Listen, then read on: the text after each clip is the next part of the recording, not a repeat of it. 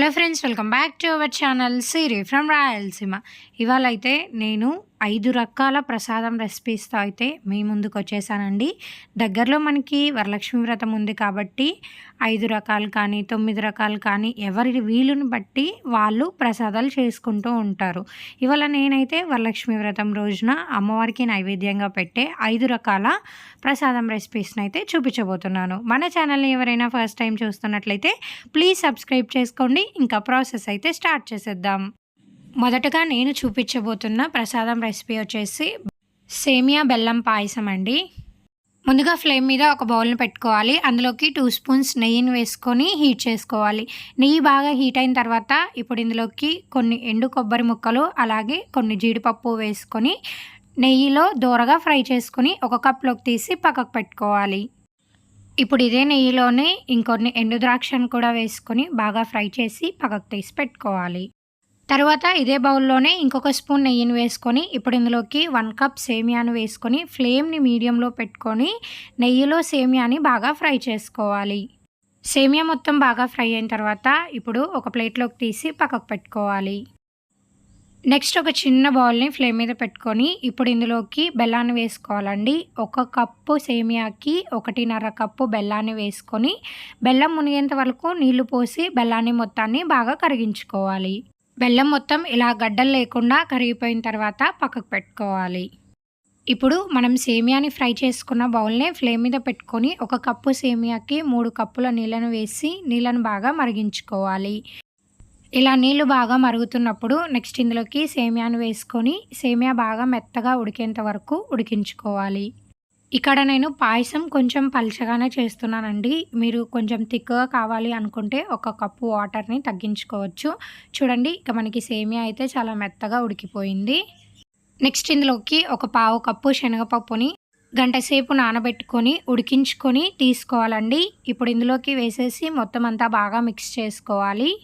Next ఇందులోకి మనం ముందుగా ప్రిపేర్ చేసి పెట్టుకున్న బెల్లం పాకంని ఇలా ఫిల్టర్ చేసుకొని వేసుకోవాలండి. ఇప్పుడు ఫ్లేమ్ని మీడియంలోనే పెట్టుకొని మొత్తం అంతా బాగా కలుపుకొని పాయసాన్ని బాగా ఉడికించుకోవాలి.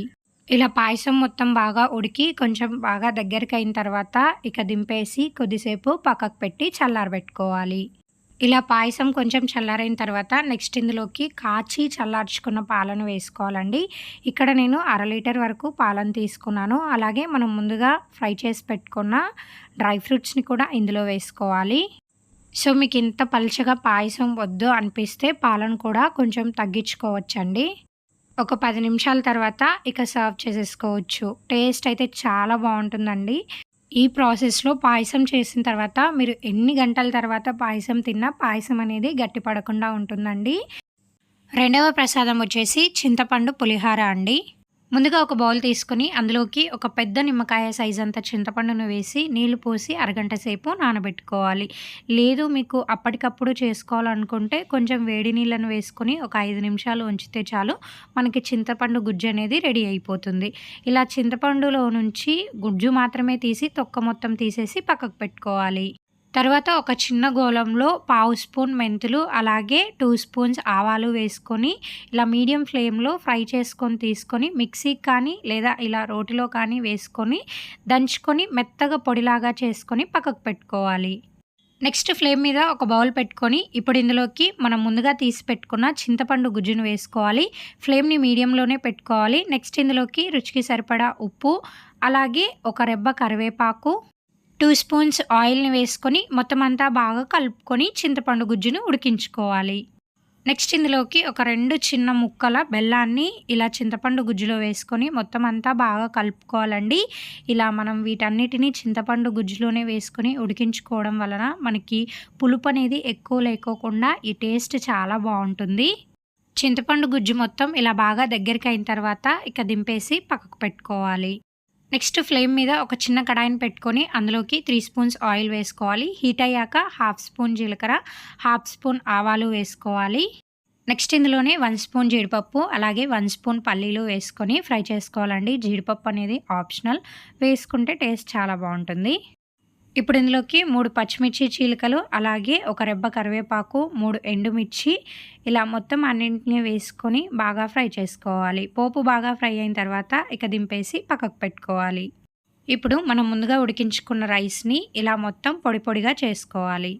తర్వాత ఒక బౌల్ తీసుకొని రైస్ మొత్తాన్ని అందులోకి వేసుకోవాలి. నెక్స్ట్ ఇందులోకి అన్నం కొంచెం వేడిగా ఉన్నప్పుడే హాఫ్ స్పూన్ వరకు పసుపును వేసుకొని మొత్తం అంతా బాగా కలుపుకోవాలి. ఇలా వేడి మీద ఉన్నప్పుడే పసుపు అనేది మనం రైస్లో వేసుకోవడం వలన మనకి పులిహోర టేస్ట్ అనేది చాలా బాగుంటుందండి. ఇప్పుడు ఇందులోకి మనం ముందుగా వేయించి పెట్టుకున్న పోపును కూడా వేసుకొని మొత్తం అంతా బాగా కలుపుకోవాలి.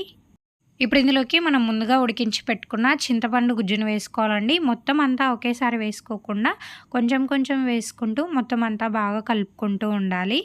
నెక్స్ట్ ఇందులోకి మనం ముందుగా ఫ్రై చేసి దంచి పెట్టుకున్న ఆవాలు, మెంతి పొడి వేసుకోవాలండి. మొత్తం అంతా బాగా కలుపుకోవాలి. ఈ పొడి వేసుకోవడం వలన మనకి పులిహోర టేస్ట్ అనేది చాలా బాగుంటుంది.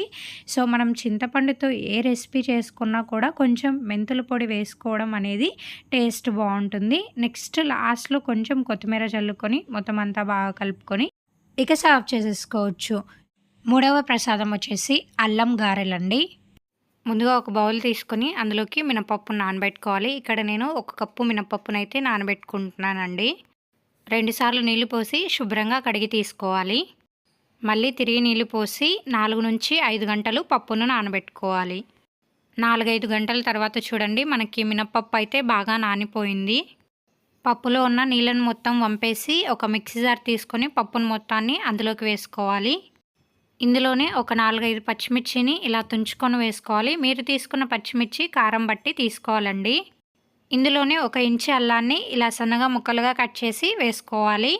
పప్పులో ఎటువంటి వాటర్ని యాడ్ చేయకుండా మెత్తగా గ్రైండ్ చేసుకోవాలి. మీకు అవసరం అనిపిస్తే జస్ట్ లైట్గా ఒక చుక్క నీళ్ళనైతే వేసి ఇలా మెత్తగా గ్రైండ్ చేసుకొని పెట్టుకోవాలి. గ్రైండ్ చేసుకున్న పిండిని మొత్తాన్ని ఒక బౌల్లోకి తీసుకొని అందులోకి రుచికి సరిపడా ఉప్పు వేసుకొని మొత్తం అంతా బాగా కలిపేసి ఒక అరగంట పాటు పిండిని పక్కన పెట్టుకోవాలి. అరగంట తర్వాత పిండిని తీసుకొని ఇందులోకి కొంచెం వంట సోడాని వేసుకొని మొత్తం అంతా బాగా పిండిని 3 నుంచి 4 నిమిషాలు బీట్ చేసుకోవాలి. ఇలా బీట్ చేసేసి ఇక పిండిని పక్కకు పెట్టేసుకోవాలి. నెక్స్ట్ ఒక కడాయిని పెట్టుకొని డీప్ ఫ్రైకి సరిపడా ఆయిల్ వేసుకోవాలి.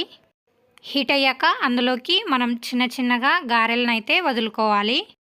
గారెలు వేయడం కోసం ఇలా తమలపాకును కానీ లేదా ఏదైనా ప్లాస్టిక్ కవర్ని కానీ తీసుకొని దానిపైన నూనె కానీ నీళ్ళ తేమ కానీ అప్లై చేసి వడ షేప్ చేసి వేసుకోవచ్చు. వేసిన వెంటనే కదపకుండా ఒక 2 నిమిషాలు ఆగి అటు ఇటు తిప్పుకుంటూ గోల్డెన్ బ్రౌన్ కలర్లోకి వచ్చేంత వరకు ఫ్లేమ్ని మీడియంలో పెట్టి బాగా ఫ్రై చేసుకోవాలి. ఇలా బాగా ఫ్రై అయిన తర్వాత ఒక జాలిగంటలోకి తీసుకొని ఆయిల్ మొత్తం డ్రైన్ చేసేసి ఒక బౌల్లోకి తీసి పక్కకు పెట్టుకోవాలి. రిమైనింగ్ పిండినంతటిని ఇలాగే వేసి తీసుకోవాలి. 4వ ప్రసాదం వచ్చేసి దద్దోజనం అండి. ముందుగా ఒక కుక్కర్ తీసుకోవాలి. ఇందులోకి 1 కప్పు బియ్యాన్ని తీసుకుంటున్నాను. నేను చూపిస్తున్న క్వాంటిటీ వచ్చేసి 2కి సరిపోతుందండి. ఇందులోకి 2 సార్లు నీళ్లు పోసి శుభ్రంగా కడిగి తీసుకోవాలి. 1 కప్పు రైస్కి 2.5 కప్పు నీళ్ళని ఎసురుగా వేసుకోవాలి. ఇందులోనే రుచికి సరిపడా ఉప్పు వేసి మూత పెట్టేసి రైస్ని బాగా మెత్తగా ఉడికించుకోవాలి. రైస్ మొత్తం బాగా ఉడికిన తర్వాత ఇలా ఒక గరిటె తీసుకొని రైస్ మొత్తాన్ని వేడి మీదనే మ్యాష్ చేసుకోవాలి. ఇప్పుడు ఇందులోకి 1.5 కప్పు వేడి పాలను వేసుకొని మొత్తం అంతా బాగా మిక్స్ చేసుకోవాలి. పాలు వేసి అంతా బాగా కలుపుకున్న తర్వాత రైస్ని పక్కకు పెట్టేసి చల్లారబెట్టుకోవాలి. రైస్ చల్లారిన తర్వాత ఇందులోకి 2 కప్పుల గట్టి పెరుగును తీసుకోవాలి. మనం తీసుకుంటున్న పెరుగు కమ్మగా ఉంటే మనకి దద్దోజనం అనేది టేస్ట్ బాగుంటుందండి. ఇక్కడ నేను ప్యాకెట్ పెరుగుని వాడకుండా ఇంట్లో తయారు చేసిన పెరుగునే వేస్తున్నాను. ఏ కప్పుతో అయితే రైస్ని కొలత తీసుకుంటామో అన్నింటినీ అదే కప్పుతో కొలత తీసుకోవాలి. పెరుగు వేసిన తర్వాత మొత్తం అంతా బాగా కలిపేసుకొని పక్కకు పెట్టుకోవాలి. నెక్స్ట్ ఒక కడాయిని పెట్టుకొని 3 స్పూన్స్ ఆయిల్ వేసుకోవాలి. హీట్ అయ్యాక 1/2 స్పూన్ ఆవాలు, 1/2 స్పూన్ జీలకర్ర, 1/2 స్పూన్ పచ్చిశనగపప్పు, 1/2 స్పూన్ మినపప్పు వేసుకోవాలి. అలాగే ఇందులోనే అల్లాన్ని సన్నగా ఇలా కట్ చేసి కొంచెం వేసుకోవాలి. ఇందులోనే 2 స్పూన్స్ జీడిపప్పు, ఒక 4 పచ్చిమిర్చి చీలికలు, అలాగే ఒక రెబ్బ కరివేపాకు, కొంచెం ఇంగువ వేసుకొని మొత్తం అంతా బాగా ఫ్రై చేసుకోవాలి. తరువాత బాగా ఫ్రై అయిన తర్వాత ఇప్పుడు ఇందులోకి మనం ముందుగా కలిపి పెట్టుకున్న పెరుగన్నంని వేసుకొని మొత్తం అంతా బాగా మిక్స్ చేసుకోవాలి. ఇక దింపేసి సర్వ్ చేసేసుకోవచ్చు. 5వ ప్రసాదం వచ్చేసి చక్కెర పొంగలి అండి. ముందుగా ఫ్లేమ్ మీద ఒక కడాయిని పెట్టుకొని అందులోకి 1/4 కప్ పెసరపప్పును వేసుకోవాలి. ఫ్లేమ్‌ని మీడియంలోనే పెట్టుకొని పెసరపప్పుని బాగా దోరగా ఫ్రై చేసుకోవాలి. ఇలా పెసరపప్పు బాగా ఫ్రై అయిన తర్వాత ఒక బౌల్‌లోకి తీసి పక్కకు పెట్టుకోవాలి. ఇప్పుడు ఇందులోకి 2/3 కప్పు బియ్యం వేసుకోవాలండి. మీకు కొలత కప్పులు లేకపోతే మీరు పెసరపప్పు ఎంతైతే తీసుకుంటారో దానికి త్రిబుల్ క్వాంటిటీ బియ్యం అనేది వేసుకోవాలి. నీళ్లు పోసి 2 సార్లు శుభ్రంగా కడిగి తీసుకోవాలి. తిరిగి మళ్ళీ నీళ్లు పోసి గంట సేపు బియ్యం అలాగే పెసరపప్పుని నానబెట్టుకోవాలి. గంట తర్వాత బియ్యం అలాగే పెసరపప్పుని ఒక బౌల్లోకి వేసుకోవాలి. ఇప్పుడు ఇందులోకి 2½ కప్పు నీళ్ళను వేసుకోవాలి. ఈ బౌల్‌ని ఫ్లేమ్ మీద పెట్టేసి ఫ్లేమ్‌ని మీడియంలోనే పెట్టుకొని మూత పెట్టేసి బాగా ఉడికించుకోవాలి. అది ఉడికేలోపు మనం బెల్లం పాకంని తయారు చేసుకుందాం. ఒక చిన్న కడాయిని పెట్టుకొని అందులోకి 1½ కప్పు బెల్లాన్ని వేసుకొని బెల్లం మొత్తం మునిగేంత వరకు నీళ్ళను పోసుకొని బెల్లాన్ని బాగా కరిగించుకోవాలి. ఇలా మనకి బియ్యం ఉడికేటప్పుడు మధ్యలో పొంగైతే వస్తుందండి. మూత తీసి వీడియోలో కనిపిస్తున్న విధంగా కొంచెం ఓపెన్ చేసి పెట్టుకున్నారంటే మనకి బియ్యం అనేది ఉడుకుతూ ఉంటుంది. ఇక మనకి బెల్లం పాకం కూడా రెడీ అయిపోయిందండి. గడ్డలు అనేది ఏమీ లేకుండా బెల్లం బాగా కరిగిపోయింది. ఇక దింపేసుకొని పక్కకు పెట్టుకోవాలి. ఇప్పుడు ఇలా 70-80% బియ్యం బాగా ఉడికిపోయిన తర్వాత ఇందులోకి మనం ముందుగా చేసి పెట్టుకున్న బెల్లం పాకంని ఫిల్టర్ చేసుకొని వేసుకోవాలి. మొత్తం అంతా బాగా కలుపుకొని ఫ్లేమ్‌ని మీడియంలోనే పెట్టుకొని మూత పెట్టేసి ఉడికించుకోవాలి.